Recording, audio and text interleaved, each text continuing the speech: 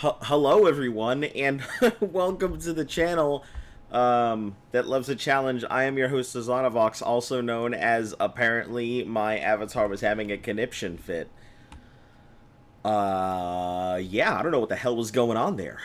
Anyway, hopefully you guys are having a great day. Welcome back. If you're new to the channel, make sure to like, sub, share, follow. All that good stuff helps the channel grow. And hit that notification bell so you're in the know. And for all of my return viewers, thank you once again for taking the time out of your day to come see me. We'll get started here momentarily. Just finishing getting set up on this side. So stand by, and hopefully my camera doesn't do that again, and I'll be right with you guys.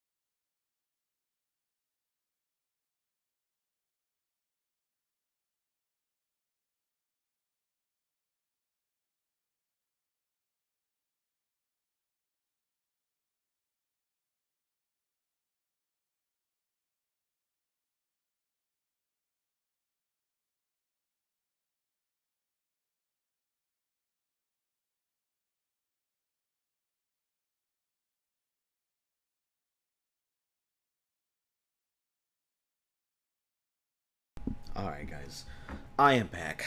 I don't know how long today's stream is going to be. I have a raging headache, and it's been here for like an hour. I tried to go ahead and sleep it off. That's kind of why I'm a little bit late.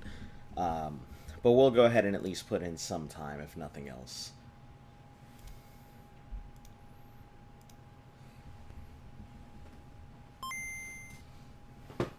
I know you guys are as excited to go ahead and continue on the project as I am. So, I'm trying to make sure. Where in the flying rat's ass? Why does my controller always disappear? I'm like, trying to go ahead and do this thing, and my controller somehow, even though it's connected to my computer, always somehow disappears. Hey, good evening. How are you doing? Nearly forgot about the stream today. Glad today's a late one. Means I won't be here long. Oh, yeah, I'm definitely not feeling the greatest. I have this massive headache. I don't know where it came from. I've had it since I woke up today, and it hasn't gone away. So I tried to go ahead and sleep it off, and I ate, drank a lot of stuff, got vitamins, I tried everything I could, and it doesn't seem to be going away, so I don't know if I'm going to be the most effective today, but let's go ahead and get some grinding time in. How are you guys? Zabubby is going to be pointless here. So, Meowth is a pretty big powerhouse, but right now, we gotta focus heavily into Bingpot.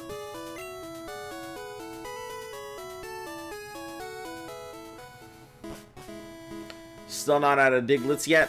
No, we're gonna be in here for a while. So, Diglett's Cave is one of my big grinding spots. I'm already past there. I'm at Koga. I didn't realize until I looked it up yesterday, like at the end of the stream, that the differences in gym leaders is just massive compared to red and blue. So in red and blue, my big concern was worrying about Koga's wheezing. Koga's wheezing had self-destruct, so I needed to kind of over-level, or at least get it within range to be able to psychic it down. So that was my big concern. He currently only has Venonats and a Venomoth. There's plenty of water types in here to keep you hydrated. Listen, if I hydrate anymore, I've already drank 2 gallons of water today. Normally about 1.5 gallons is my average intake. And that's fairly normal for me. I drink water. A lot of water. But yeah, Koga is slightly problematic in this one. It's not so much that Koga is the problem, it's that the level is the issue. So I believe Koga's Pokemon, I'm gonna look at it right now. Koga's Venomoth at this point goes up to level 50. So normally I would have leveled up to like 40 something. But I'm kind of also realizing there's a big issue. From here on out, the scaling is going to be really bad. So I may end up having to go ahead and take all my Pokemon and go over to the Pokemon Mansion. So how's Nifty doing? Nifty is currently put away for right now. Nifty has kind of become the backup for Black. Extremely strong, but right now it is currently bench. Because we're going to keep the Snorlax up front. So. But Nifty's doing fantastic. Nifty dragged us all the way through the first half of the gym, so. And still, obviously, a really good Pokemon that I might slot in as my 6th. When it comes down to it. Just because he's strong enough to be able to do it. Hey, welcome, King. I have a massive headache, so today's probably not going to be the longest of streams. But yeah, Overstad, that's pretty much my plan. I have to go ahead and beat Koga in order to get Surf. So I have to massively level grind in order to beat Koga. So at this point, I'm probably going to be in this cave until level 45. And then from level 45, we'll go over to Pokemon Mansion. Grind the stuff up in there. And then we'll go ahead and get ready for Sabrina. So that's kind of the thing. Did you already do the Team Rocket hideout? I haven't. So the first Team Rocket hideout I completely skip. I go in there for one reason, and that's the rare candy. And that's after I'm ready to go ahead and take on the Elite Four. Did you know that rats are better than plants? Depending on the move. But the first Rocket hideout, hope you get better. I mean, it's just a headache. If I don't get better, then, it's probably something a little more serious than that. But yeah, the first Rocket hideout I don't do. Silphco, I hold off on doing Silphco until after I finished out Fuchsia.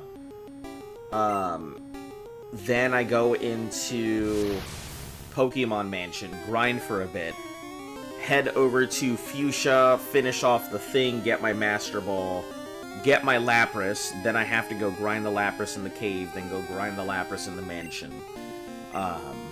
And then after that, I head over to take on Sabrina, then take on Blaine.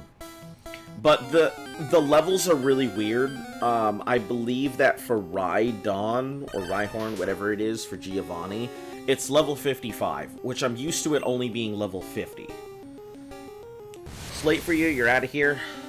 Hope your headache dehydrates. I hope so too. Listen, I've had plenty of water. If I have any more water, I'm going to explode.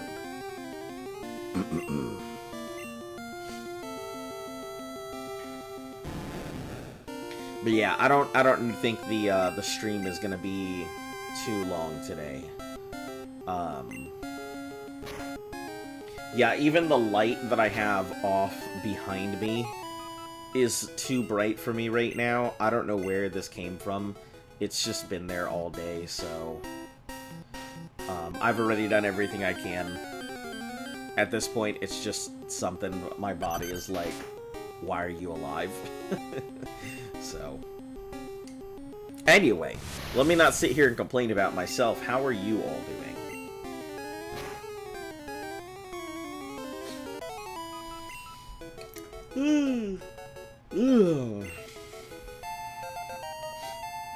Yeah, I think Bing Pot's gonna be pretty fast.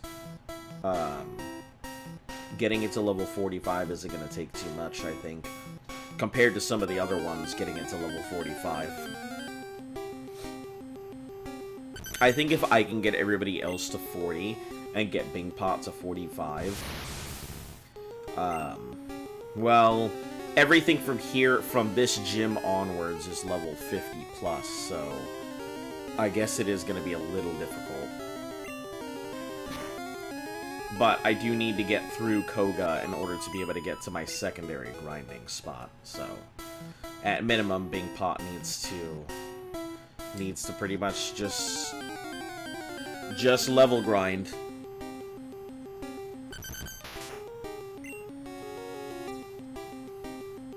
If there were places with a lot more poison types and stuff, I would be much more considerate about it.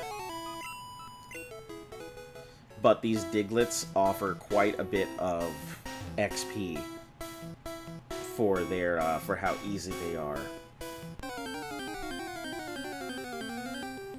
And their levels. Because if I fight like a level 18 Rattata, I'm definitely not going to be making the same amount that I will from this level 18 Diglett.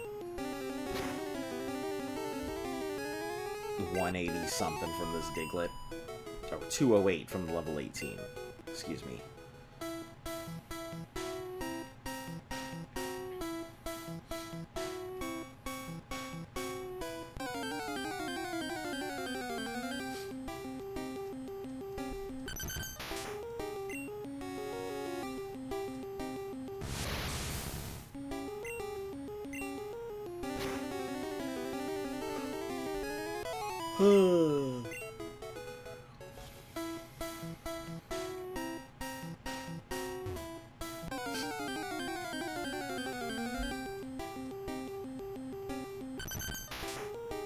Yeah, I hate to say it, but you guys may only get like an hour, maybe an hour and a half out of me today.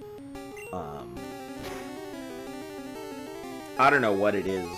Like, I normally don't wake up too late, but I definitely did wake up a little late today. Had this headache. Then kind of went about my business, did all the chores that I needed to do. I still have to do a community boss battle in Arc after this as well, because I run our community boss battles on our server. So we get everybody together who doesn't have time during the week. Everybody kind of raises one tame or two. They bring it to the fight, and we host it. That way they don't have to worry too much about it. They only have to focus on keeping one tame alive, getting a decent saddle, and then getting into the fight to get their credits for it.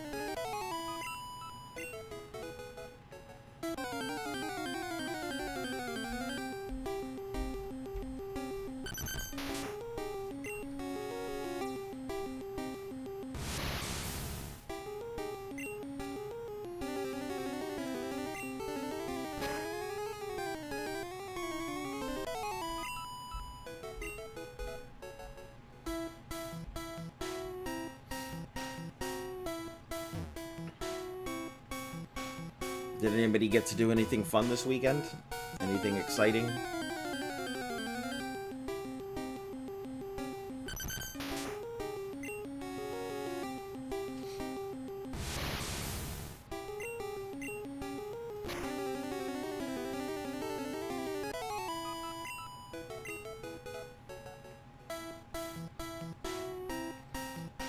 Managed to lose weight. Nice. That's good. How much are you looking at for your weight loss? Are you looking at, like, I guess over the course of a month? Or is this just more of a week-by-week progress line? For those of you guys who are fairly new, I used to be a pretty big gym rat. Nowadays, you would not know. I definitely am a lot more overweight than I used to be. But I used to be a really big gym rat, so I know my way around the equipment and weight loss and good dietary restrictions and stuff like that.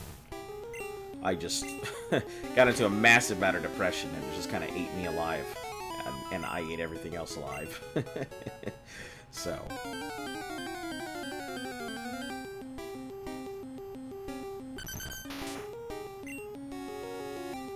week by week, found out you can run for a lot longer. Nice. What are you normally doing for your runs? Are you more of speed or distance? And if you happen to know, what are you doing for either your mile or your kilometer distance run? I don't know what you guys are doing, so.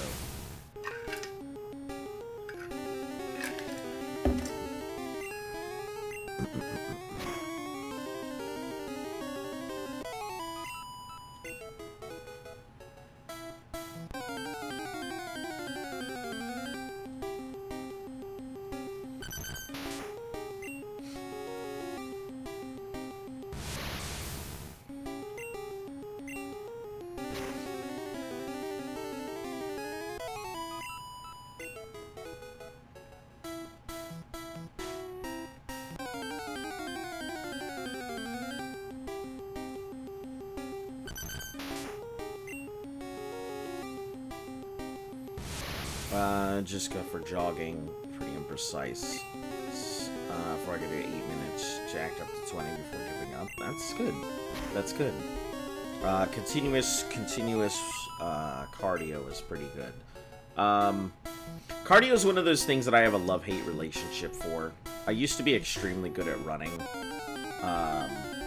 And I am now a long-distance runner. Not so much anymore.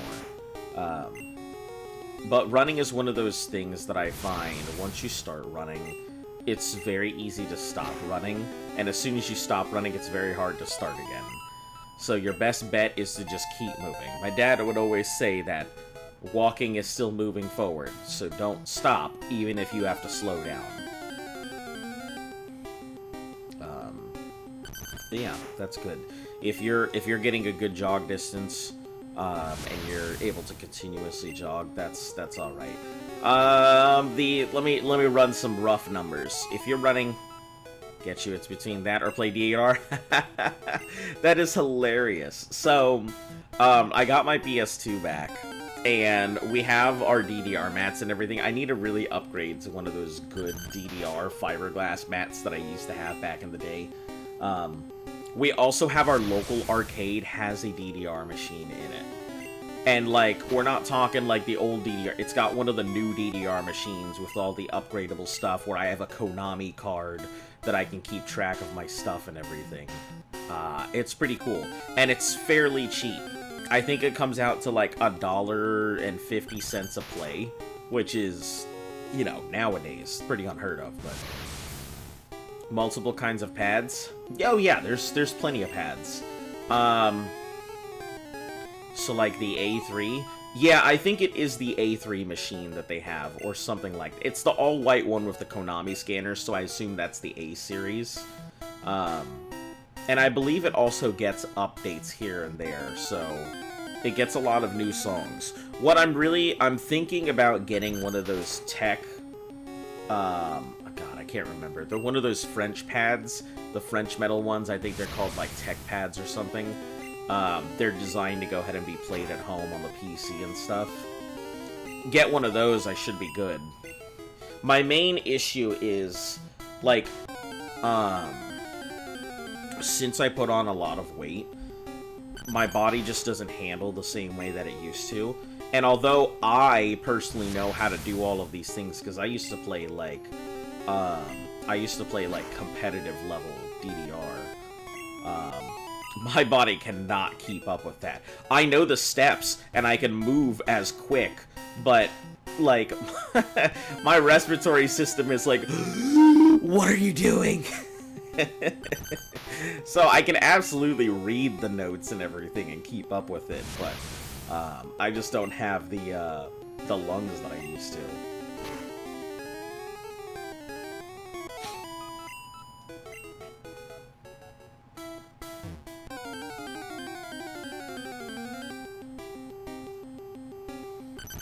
But I really like running. Basically, the biggest hurdle, yeah.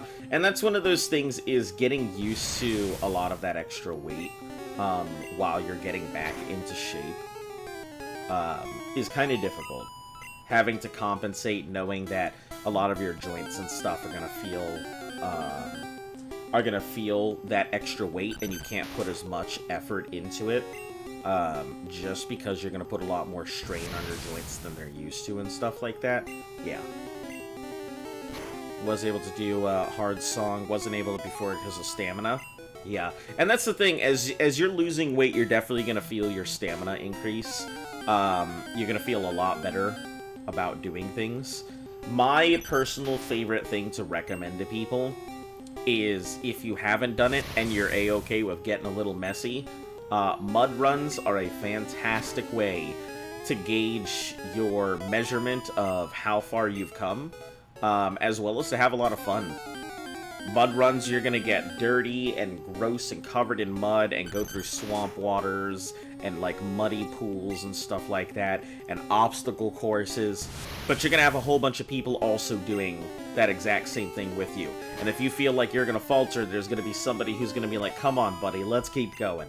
And you'll find yourself a friend or a partner or somebody who is gonna help push you along. And I always think like competitive mud runs and races are fantastic. I'm a very big proponent of things like the Spartan races, although they are extremely difficult. They're some of the most fun you're gonna have, and those people are gonna push you to limits you didn't know you had. And I mean, hell, if you ever feel like you really have done your stuff and you feel like you want to really test yourself, you can always go ahead and attempt the Ragnar. Which is, like, that is a true testament to whether you have come places or not. The Ragnar, I believe, is like a 144-mile run. But it's done as a team, so it's not just you doing it, so you don't have to worry about, like, trying to go ahead and multi-marathon it. It's you and a bunch of other people all working together as a team to run the entire distance, so that's a pretty cool race. Got a shirt from it from 2014, so...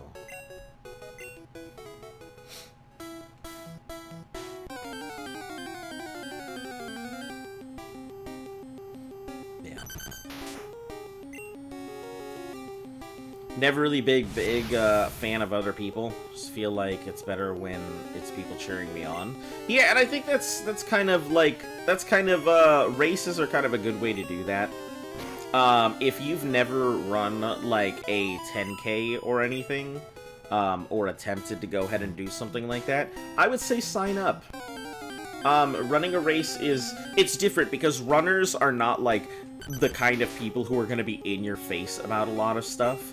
Runners help you out when they see that you're struggling, but most of the time, runners are going to let you be unless they feel like you're going to fall out, and then they are very push-to-support kind of people.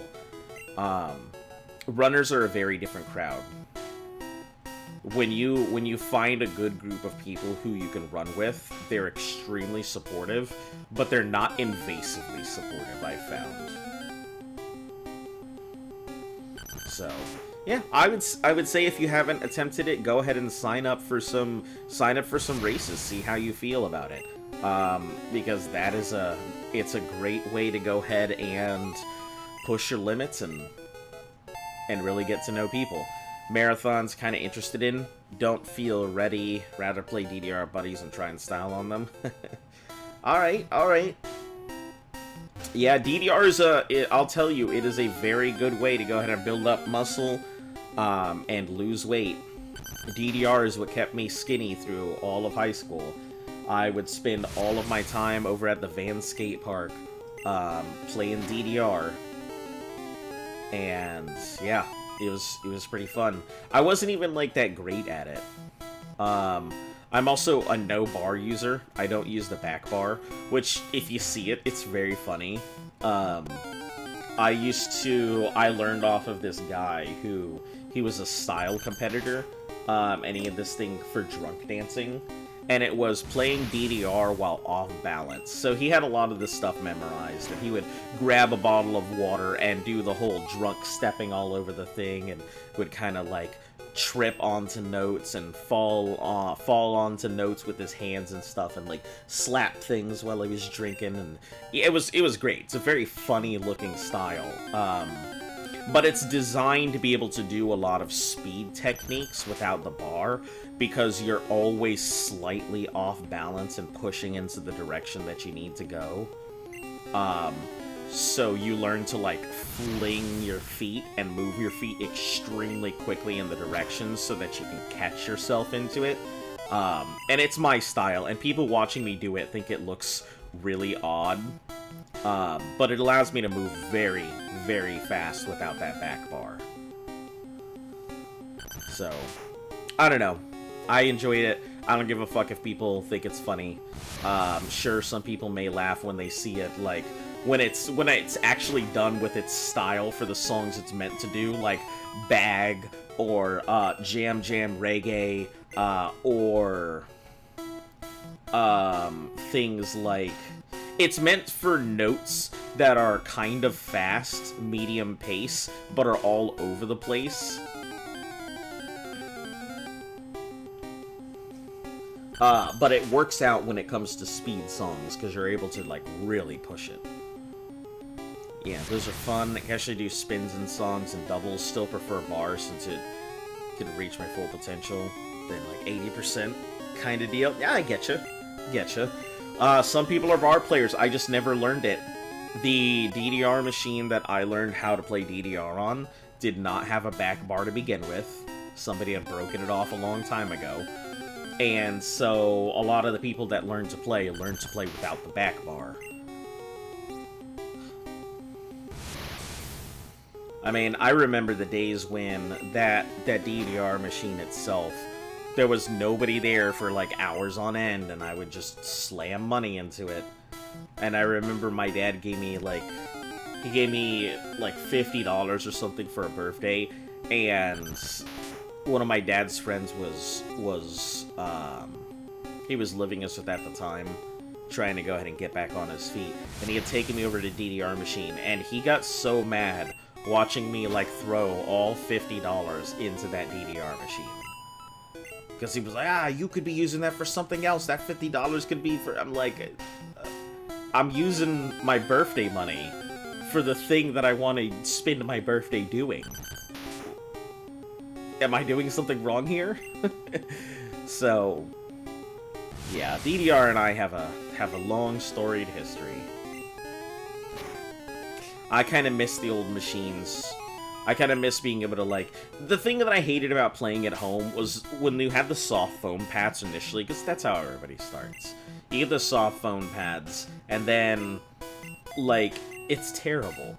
They don't register right. There's a delay in the stepping.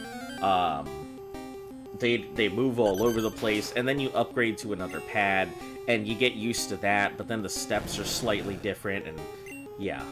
It was one of those things where I was like, this is cool and all. But... yeah, there's nothing like playing in an actual arcade on our machine. If I had a house, if I had an actual house to myself, that's gonna probably be one of my first big purchases. Because I own my car. It's been paid off for a bit now. I don't have my own house, which that's my next big purchase, is to go ahead and buy a house. Trying to learn Lear. Get out of here.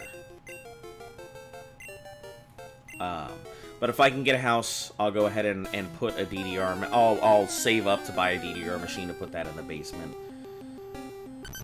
Yeah. I've been purchasing furniture for years.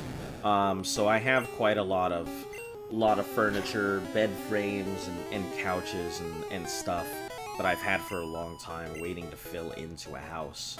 But I'm hoping good things are coming. The housing market, from what I have seen, is starting to slowly come down.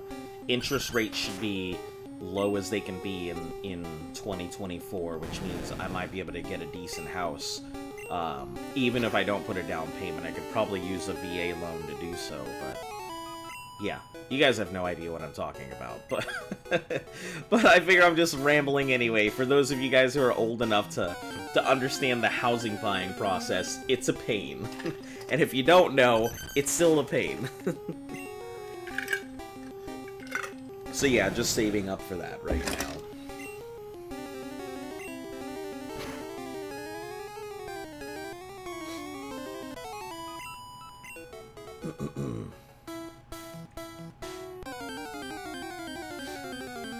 Yeah. Agrees in European? Oh, man. Yeah, so the housing market in America is quite trying, let's say. A lot of large corporations own a lot of the housing and buildings out here. And they tend to go ahead and purchase out entire complexes, turn them into apartments and rentals, and then rent them out to everybody. With the interest rates the way that they are, it's pretty difficult to afford it. I mean, if somebody would sell me the house without a down payment, no problem. I could 100% afford a house. Like, I pay $2,000 a month for this apartment here. It is a one-bedroom apartment with a den. It is insanely expensive for what it is, and I'm sure anybody out there who has an apartment to themselves is jaws on the floor. But, yeah. It's expensive, and for that price, I could be paying a mortgage on a house. My job is stable enough, and they pay me well enough that I'm in a position where I could afford to get a house. It's just finding one. Ugh. Thank you for distracting me slightly from this massive headache, though. I can still feel it, but as long as I'm keeping focused on something other than it, it's relatively bearable.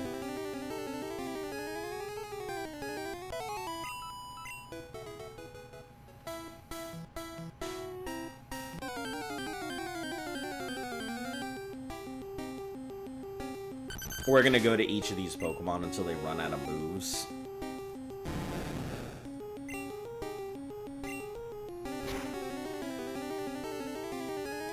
There's a bit of hair on. There's a bit of hair on your face. Man, it's funny because I moved and just moved one of my bangs out of my eyes when you said that. Also, I guess I never really talk about this. So I've got like really thick, kind of curly hair, like carrot top kind of thick. Like Slash from Guns N' Roses kind of thick hair. Coheed and Cambrian kind of thick hair. But it's like currently about like, what is it? Hold on. It's probably about 15 inches of hair right now. It's not even that I like it. I'm growing it because I don't know what else to do with it, and my only other option is to shave it all off. As for facial hair, I don't really grow too much facial hair. Yeah, it's probably just the Puerto Rican in me, but, like, not very much facial hair. Not like I have a full-on beard or anything, but there's, like, a little tuft of hair. That's probably one of the big reasons I look so young, is because, like, I barely grow any of this facial hair. If you guys saw me, you'd be like, that's a child.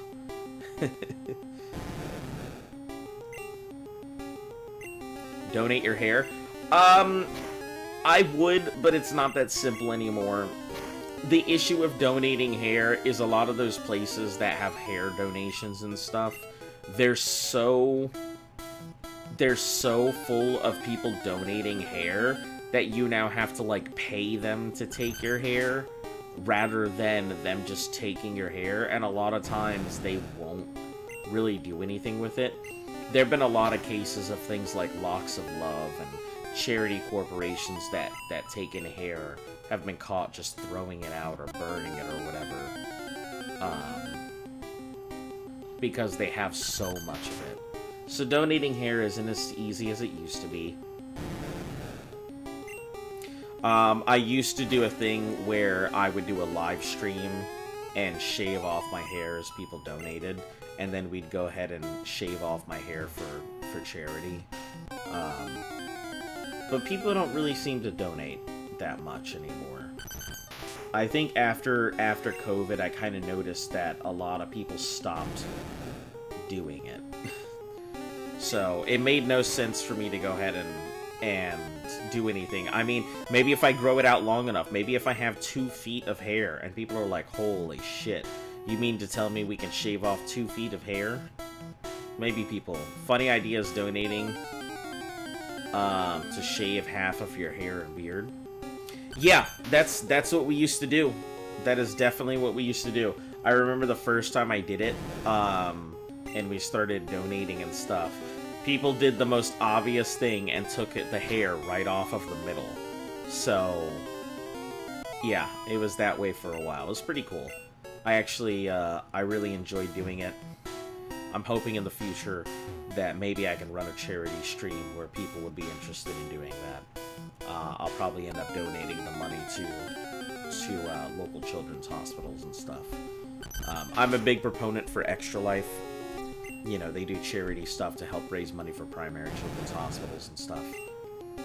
So if I could contribute to something, or at least something like that, I'd be happy with it.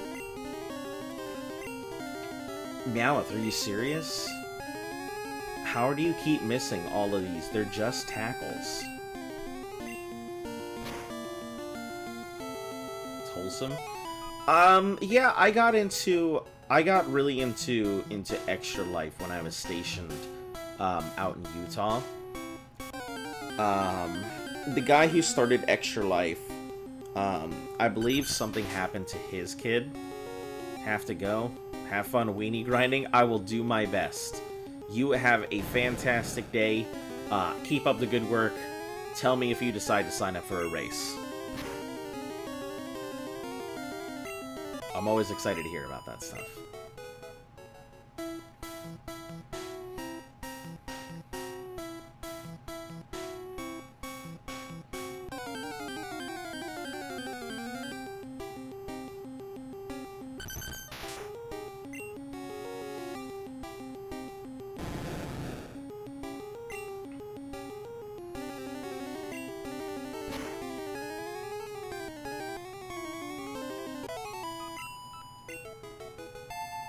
Hey, 33.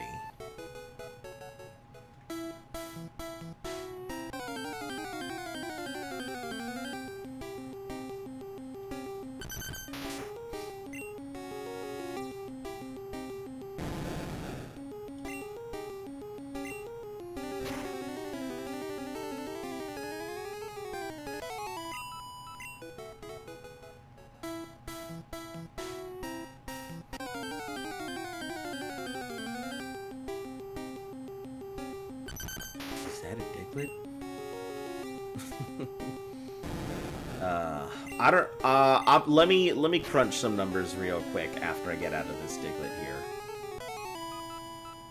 Have you ever played the Pokemon Poke MMO? No, but you are not the first person to mention it. I've actually had a few people mention the Poke MMO. I've seen the way that it looks. I mean, it looks relatively cool. But no, I have not had the pleasure of playing it. And it's kind of one of those things I always have to let people know, like, I don't have very much time in my life. As much as I would love to play all these games and do stuff, I don't have very much time to myself. My day starts at 4 in the morning. I go to work. My commute in is anywhere between, like, 20-something minutes to an hour, depending... Well, to 2 hours, depending on when I leave. So, go to work, do work, come back home, get about an hour to myself, hop on the stream, finish my stream, and then I have, like, maybe a few hours to myself that I can either decide to, A, hop on Path of Exile and knock out some of the stuff I've been wanting to do there, B, do some meat runs and berry runs to make sure my tames and arc are at least okay, and refresh our stuff. And since it's turkey season in Survival Ascended, I've got to be extra careful because turkeys will annihilate everything in your party. And then... yeah, that's about it. I haven't even caught up on all the animes I've been meaning to watch. I haven't, like, stopped to play other video games in forever.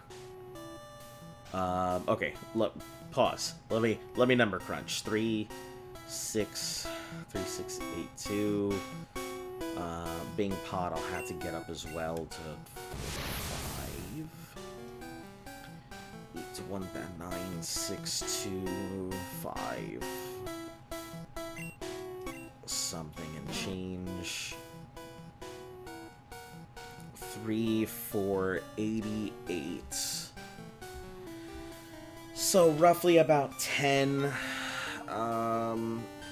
Let's go ahead and add about another 10% every time we level. So 15, 34, 45, 3004, 50, another 5, 80, 20, plus, let's add another 5% plus time. Okay, so getting everything to where I need to go ahead and get it to is going to take me roughly between 10 and 13 hours of grinding.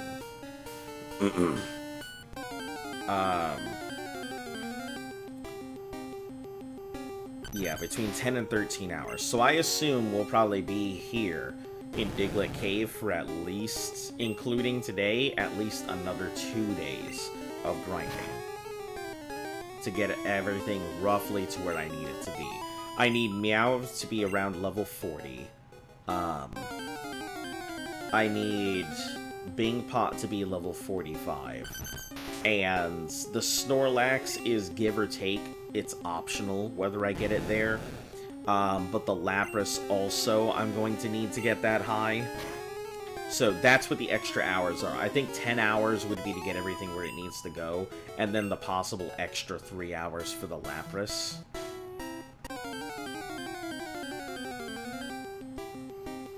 Do you play the Pokemon MMO?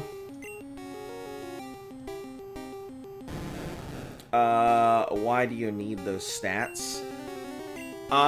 Okay, so Pokemon Yellow does something weird that Red and Blue don't actually do. Also, hello. Welcome, Blarm. Pokemon Red and Blue are relatively... I played through those, and they seem relatively simple. But Weezing was level 42. Alakazam was level 45. And Blaine, I think, was like level 40 or level 50 or something like that. And then Giovanni was also level 50. At that point, I was able to go ahead and take on the Elite Four at level 60 comfortably, with Pokemon still taking some significant damage, but being able to survive it and one-shot their way through most stuff. So, level 60 in Red and Blue was the end goal for my Pokemon team that I would take to the Elite Four. Unfortunately, Yellow version kind of mixes it up once you start at Koga. Koga, although he has a team of nothing but Venonats, also has one Venomoth on his team, which is level 50. So we're talking a complete 8-level difference from the level 42/43 wheezing that Koga had back in Red and Blue to the Venomoth. And I don't have to worry about self-destruct, but I still do need to go ahead and make sure I am within range. So level 45 on the Kadabra will make sure that it's within range to either Psychic or Psybeam it down in one shot. Then, we're gonna have to worry about what's-her-name's Alakazam. I don't know if it has Psychic. If it has Psychic, then it's gonna be very problematic. If it doesn't have Psychic, which I'm gonna look it up right now. If it doesn't have Psychic, then it'll be a little easier, and I think I can bankroll on just tanking through. It has Psychic. So, her level 50 Alakazam has Psychic, so I'm gonna be I'm very much going to need to have my Pokemon at level 50 or higher. I don't have a choice. Blaine, no problem. I could beat up Blaine with any water type. That's just an advantage issue. And then Giovanni, I'm going to need to have everything. Guaranteed, I need to have everything above level 55. So that way I don't get OTK'd by a Horn Drill. So, from here on out, everything needs to be 45 plus. That's kind of the reason. Yellow really throws a wrench in the level grinding.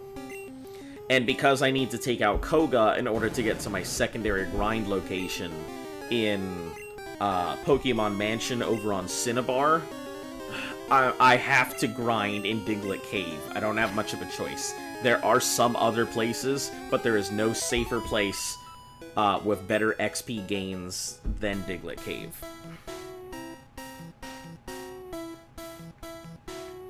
It's always consistent XP. That's always going to be 173 or higher.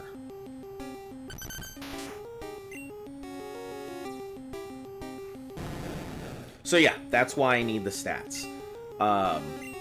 Because Yellow version is... They fixed all the problems in Red and Blue and made everything much harder in Yellow version. So, yep, that's it. And then I don't even know if level 60 is going to be good enough for the Elite Four this time. I went through it at level 60, but because of the way that everything levels and scales in Yellow versus Red and Blue, I have no idea if level 60 is going to be good enough. I may have to push everything to level 62, which if I do, that's going to really suck. Because, like, the grind time at level 40... I think from level 45 onwards, the grind time doubles from the normal position that you would have to grind from 44 to 45. 45 to 46 is massive. But thank you for asking. I know not a lot of people want to get into the technicalities of why I would do this or why I end up doing it. But those are the reasons I do a lot of number crunching. Since I have to start over, if I fail, there is no reason not to just dump more time into it. Because the alternative is I can go ahead and dump another 10 to 15 hours here. Or I can go ahead and dump another 90 to 100 hours to get back to this location. So those are my options. Do I want to dump 10 hours now, or do I want to dump 90 hours later?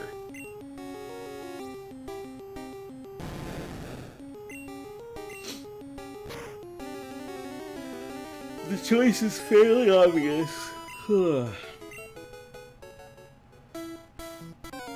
Also, thank you for the subscription, Blarm.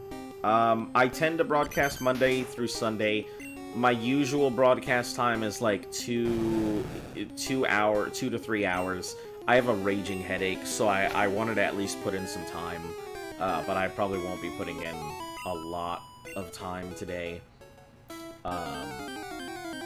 Yeah, I occasionally have to take a day off, but so usually you'll find me at 6 days a week rather than 7. But I'd like to say Monday through Sunday because it sounds better. And people get a kick off the fact that that's just 7 days a week, and I could say that. But it's catchier. Yeah. My normal start time is usually about 3 to 3:30 Eastern Standard Time. On the weekdays, I try and start a little earlier and put in a little more time if I can. But welcome along to the Moon Crew. Glad to have you aboard.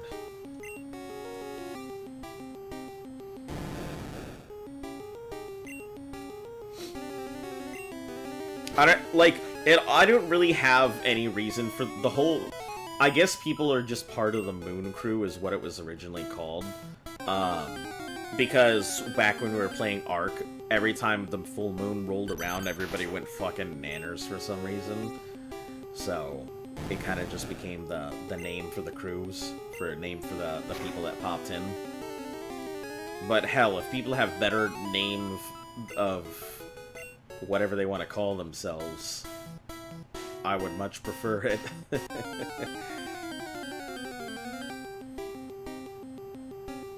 How's your weekend been, Blarn? Do anything exciting?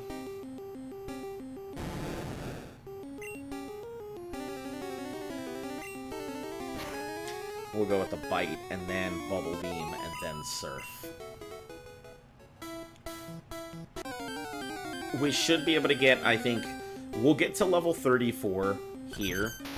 I don't know if it'll reach level 35. The Pool Noodle has a massive experience spike, I think over 40. Do you play it sometimes with breaks between? On such a break right now, but it's really fun. It's playable from Gen 1 to Gen 5. Oh, that's cool. Man, that sounds awesome. From Gen 1 to 5, that sounds super cool. That's what I consider the perfect generations right there. Generation 1 through 5 is such a good encapsulated generation, and I feel like everything past that kind of tried to go ahead and it turned into gimmicks. But 1 through 5 was perfect. Then Generation 6 felt gimmicky, and after that, everything just didn't feel like it. It wasn't that it didn't have an original idea, it just felt like it was a, hey, we're gonna go ahead and introduce this new feature so we can slap, you know, brand new and improved. Kind of like slapping, hey, our cereal is asbestos free, to go ahead and be like, hey, look, our cereal's health conscientious now. We're asbestos free cereal, when they've always been asbestos free cereal. That's kind of what I feel like. It's, you know, here's a perfect way to put it. It's like when somebody sees a new Harvest Moon game and they look on the back, and one of the selling points is, now with new seeds. That's what it feels like every time a new Pokemon comes out, and they add some ridiculous gimmick. Like, how about Pokemon, but big? Pokemon, but Digimon. Pokemon, but Kamehameha. Pokemon with ultimates. Yeah. That's basically what everything past Generation 5 feels like to me. To those who like it, listen, that's just my personal preference and feeling, but I'm not gonna judge you on your likes, and at the end of the day, everybody's into Pokemon, so why does it matter which generation you feel is the best?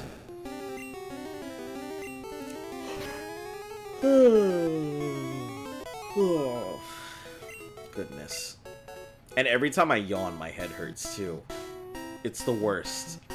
Talking makes it hurt. Drinking makes it hurt. Moving around makes it hurt. Not moving around.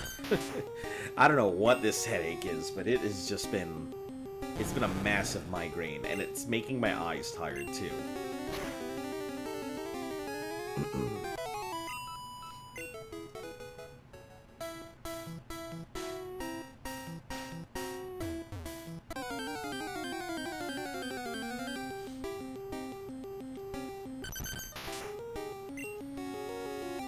Yeah. I will say, listen guys, when Pal World comes out in January, if you guys wanna add me on Steam or whatever and go play some Pal World, I will be all about it. If I can get my computer upgraded and maybe go ahead and get a better server as a secondary computer, I may even host my own personal server for Pal World because I just think it looks neat. For those of you guys who don't know, Pal World is basically like Pokemon with guns. I believe they're starting their open access in January, and it looks pretty hot, so you'll probably get to see some gameplay when they finally do open it up in January.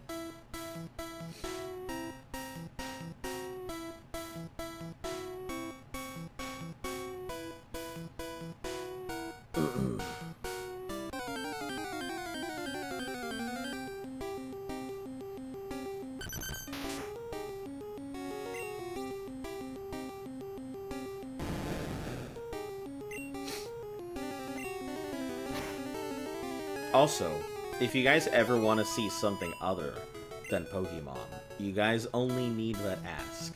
It's one of those things that I used to go ahead and do. I used to take at least 1 or 2 days out of a month during a challenge to try and do something else.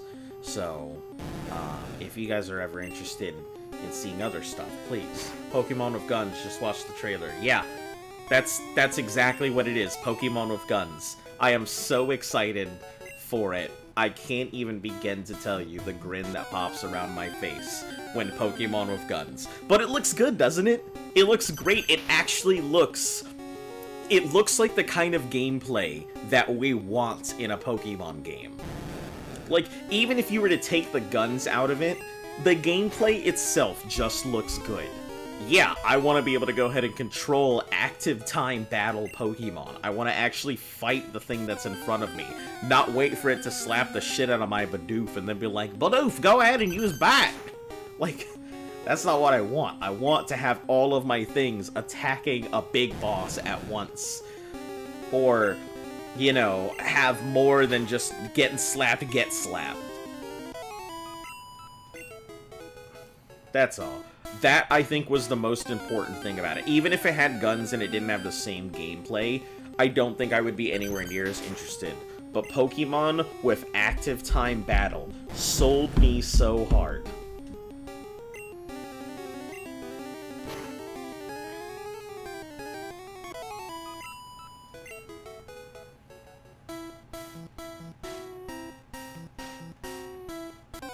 But yeah, if you guys, when it comes out in January, hit me up. I will be more than happy to play that game with you guys. It just looks fun.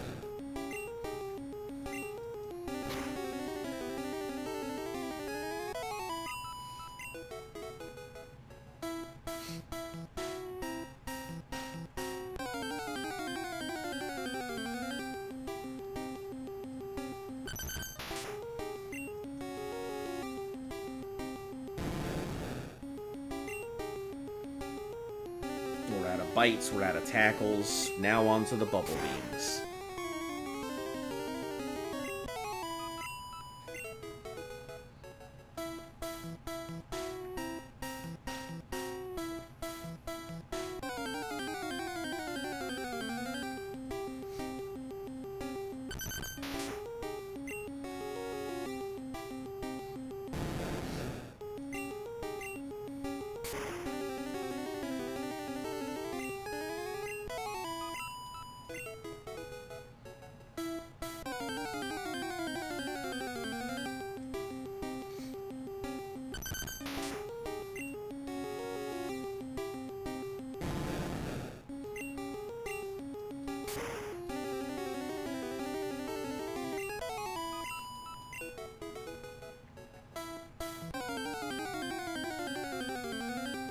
I feel like it should have leveled up by now.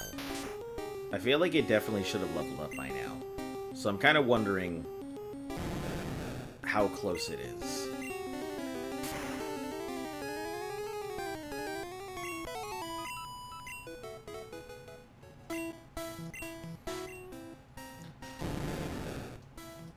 .608. Okay, so I was pretty close. More likely than not, when it gets its next level, it's probably going to be around 4,900 per level, or around 5,003.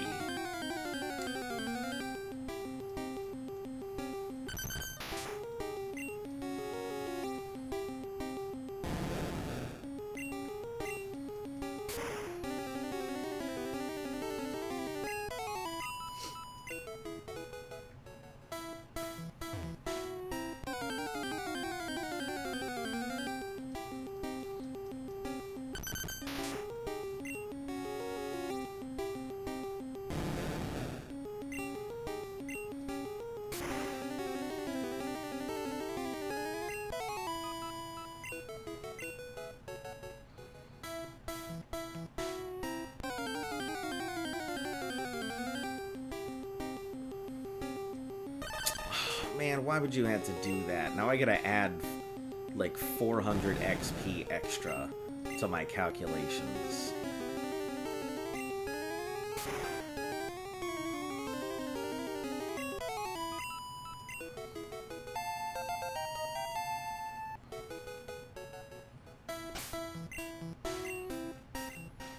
.49 is my guess now. 4.2. Okay, so 6...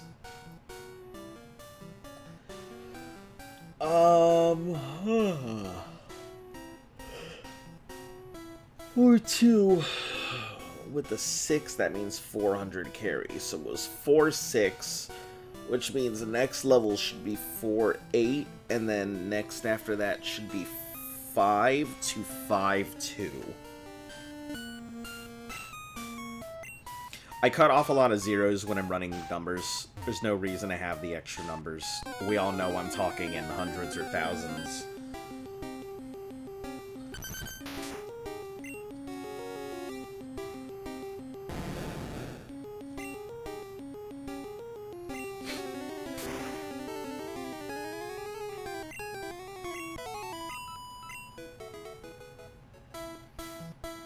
So, with that much, it's going to be about 20 to 30 Digletts.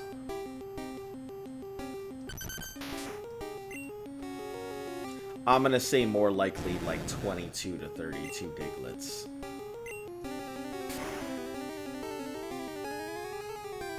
If we get a Doug Trio, you know, it'll obviously adjust the numbers, but...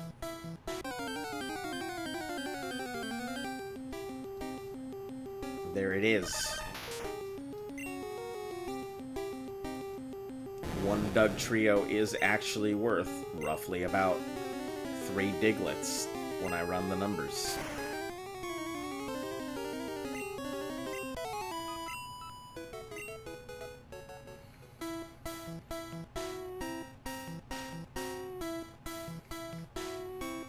Alright, I assume there's going to be about 19 more Digletts to go.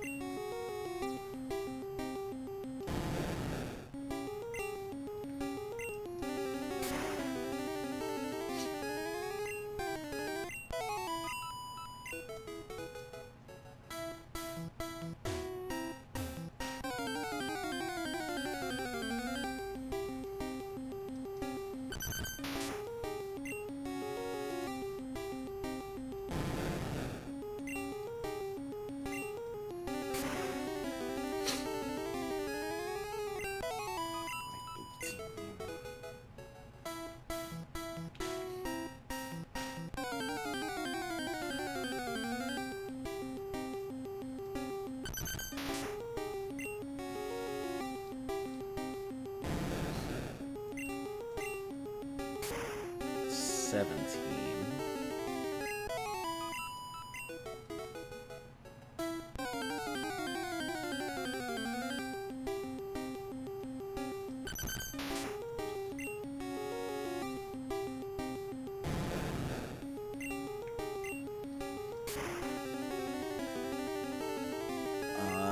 I think that would be, I want to say 16 and a 16 1/4. Well, I guess that would be 0.75, so yeah, let me say 16 1/2. Count that as a 50% there.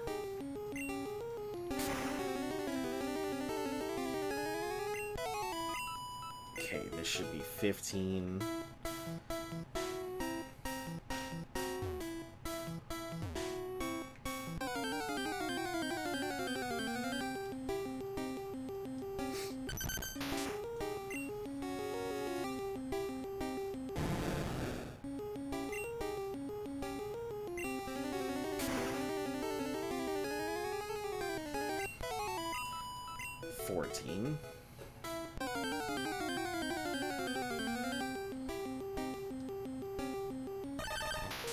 Hey, there we go. Some good stuff there. Big money.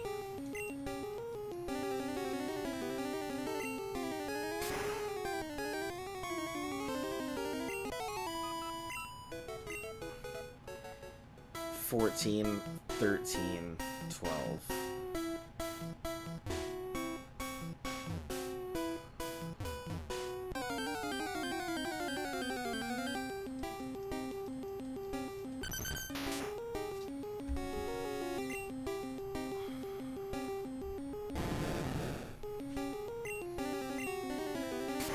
There's the last bubble beam.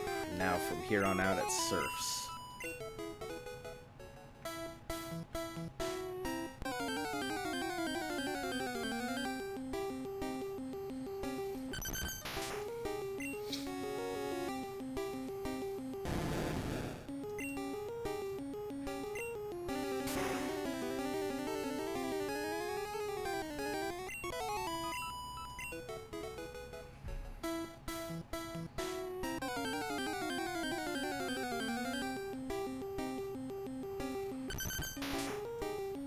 Good luck.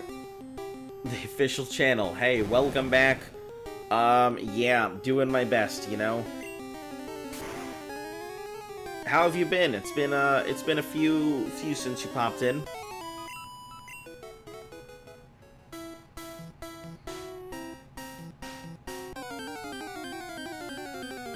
Today's probably not going to be a long stream.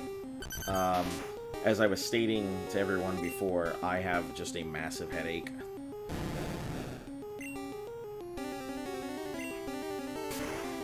So this 15 should take off the other half.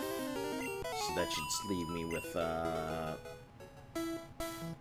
10 more of these. Been alright, just busy? Ah, I get you, life happens. All good. 16, I believe that's going to be 83. And that would take off like 75, 85.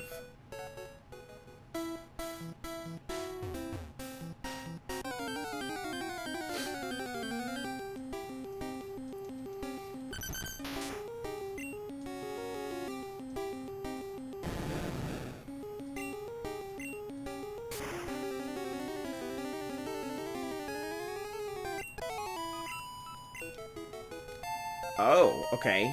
I was off by a lot. I had thought I still had 7 more Diglets to go. That's not bad. Alright, let's finish out Meowth's abilities. Because it's almost out of moves.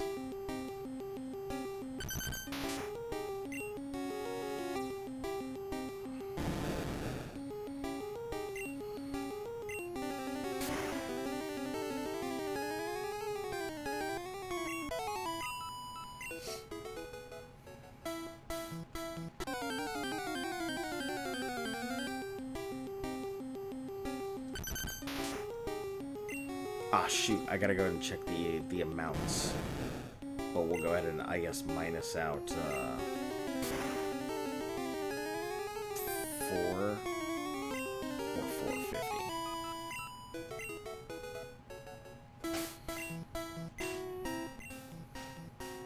Should be like 3,000 something now.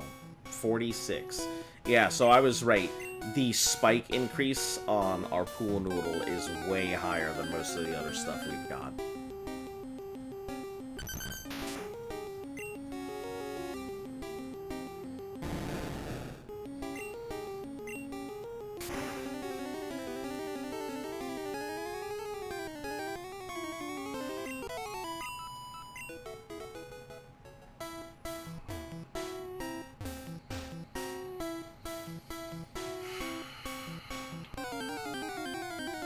Almost done. I think this will be the first Pokemon I've completely emptied since I've played. I don't think I've ever had a Pokemon in struggle range before.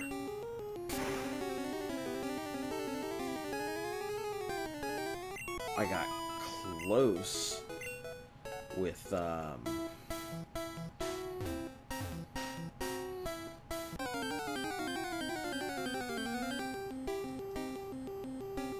whatever, but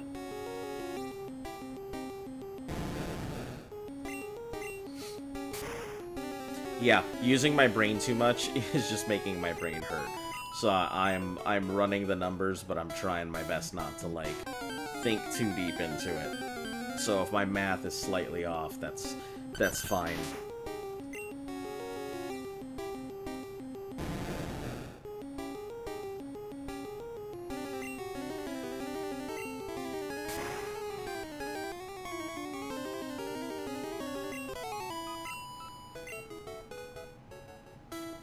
We'll switch it out just in case I need to switch something else in for it at some point. Next up on the list is gonna be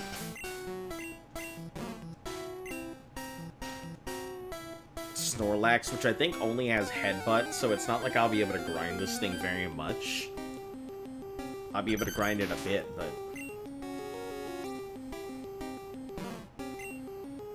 Oh, right, it has Strength as well, I forgot about that.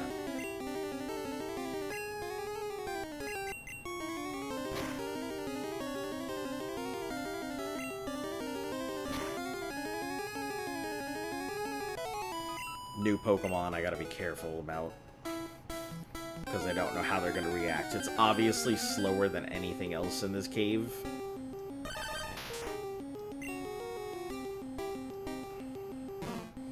Ooh, it's level 31.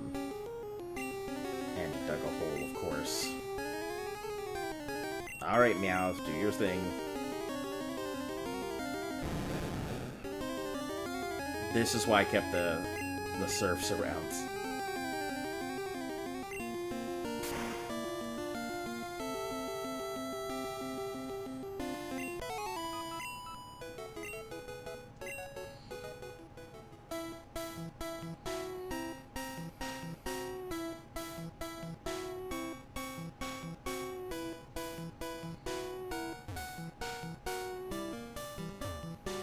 Alright. I think I'm gonna have to end it. This headache is so much worse than... What Pokemon game would you recommend for your first Nuzlocke? Let me think. I think Gold and Silver. I think a lot of people recommend Heart Gold and Soul Silver. Fire Red and Leaf Green are pretty good. At least though I've heard. I've never played them myself. But I think Heart Gold and Soul Silver do a good job of encapsulating a lot of the quality of life changes that happen in the future. Plus reintroducing different Pokemon from different generations. It follows a lot of the more modern formats, so I think Heart Gold and Soul Silver is a pretty good Nuzlocke to start with. It will give you a good feel for if you're ready for Nuzlockes, because I think trying to take on Whitney is most people's biggest hurdle, and you have to it'll help you decide whether you want to try and do Nuzlocke with different rules or formats, or if you want to try the most basic one, but I would say that would be the start. Heart Gold, Soul Silver. Probably the best start you can have for a Nuzlocke. But yeah, guys, I'm gonna go ahead and call it for today. I appreciate anybody who stopped by today, and I apologize for starting a little bit late. My head is pounding.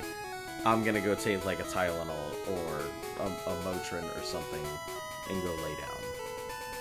You guys have a fantastic day. As always, if you're new to the channel, like, sub, share, follow, all of that good stuff helps the channel grow. Hit that notification bell so you're in the know. And all of you people who are returning back to the channel, thank you once again for taking the time to check out my channel. We'll be back again tomorrow. Until I see you again, stay golden.